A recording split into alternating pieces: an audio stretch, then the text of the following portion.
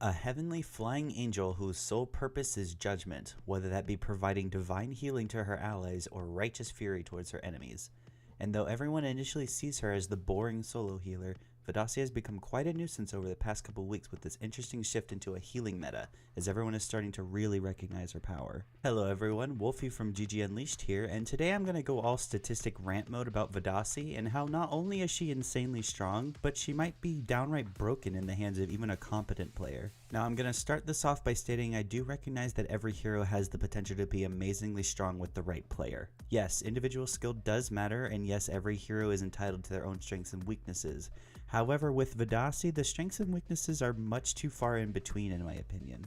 On the surface, she's very straightforward and simple. Hold left mouse button for a healing beam, right mouse button for a damage beam, Q to heal yourself, and E summons orbs to make your other three abilities stronger. Cool, sounds easy, right? What if I told you that with proper orb management and talents, Vadasi can provide herself with over 50 armor and give her nearby allies half that amount, while also healing well over 200 health per second for herself and her target ally altogether.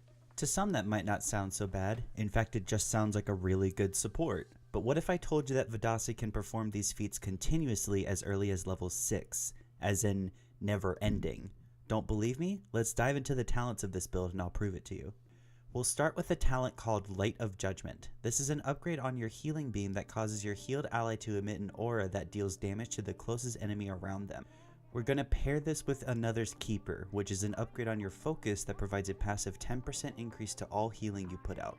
What these do together is 1. Give Vadasi a bigger teamfight presence immediately by allowing her more healing and more damage, and 2. Provide her with much more increased focus gain potential than normal by also healing and dealing damage at the same time. Vadasi's focus, titled Sanctum of Faith, gives her at the minimum 4 seconds of 90% damage resistance and a plus 25% healing gain, which is huge enough at just rank 1. Even HK206's Charged Railgun, which is currently the highest non-focused damaging ability in the game, only deals around 50 damage during this ability. That's insane to think about. Speeding up to level 4, we'll pick up the talents Keeping the Faith and Divine Protection, which are both talents on your Q ability Divine Wind. What these two talents accomplish together is give Vadasi plus 30 front armor for 3 seconds and put Divine Wind on a 3-second cooldown so long as you use the ability while having at least one active devotion orb. This means that every 3 seconds you can heal yourself for 110 a second and reduce all damage you take by around 35%. At this point it doesn't even matter that you're taking 200 to 400 damage every time you cast devotion because you can just out heal it with just one Divine Wind, making the health sacrifice virtually irrelevant. At reaching level 5, we have access to the Divine Light Clash talent, which increases the healing Divine Wind provides by around 25%, effectively increasing it from a 330 healing over 3 seconds to almost 420 over 3 seconds. And that's just with one cast. If you spent all 3 orbs on Divine Winds, you'd be healing over 1200 damage over 9 seconds and taking 35% less damage while doing so. Now here's the icing on the cake. At level 6, we're picking up the talents called Burning Shame and Sanctuary, which are both upgrades on Devotion. Sanctuary is the one that's important here because what this does is provide Vadasi and all her nearby allies 6 seconds of 25 armor by simply casting her E. You don't even have to summon all 3 orbs. Do I need to remind you that Devotion is on a 6-second cooldown, which means that this effect has an 100% uptime? The proof is right there in the upgrades, people. One simple press of E followed by Q is putting Vadasi past armor cap, giving nearby allies 25% damage reduction and healing herself over 400 over 3 seconds and healing an ally at the minimum of 198 a tick at level 6.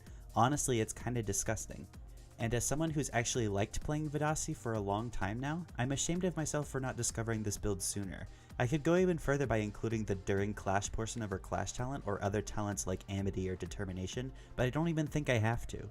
The point of all this is that there's a problem with Vadasi. Even without an escape ability, she never dies because she reduces all incoming damage and heals it back anyway. And if the enemy team dives and tries to burst her, I guarantee that she has at least a tier 2 focus ready to counter you. She's like the most perfect bait material for big cooldowns because she'll always get away unless by some miracle you catch her out far away from her team.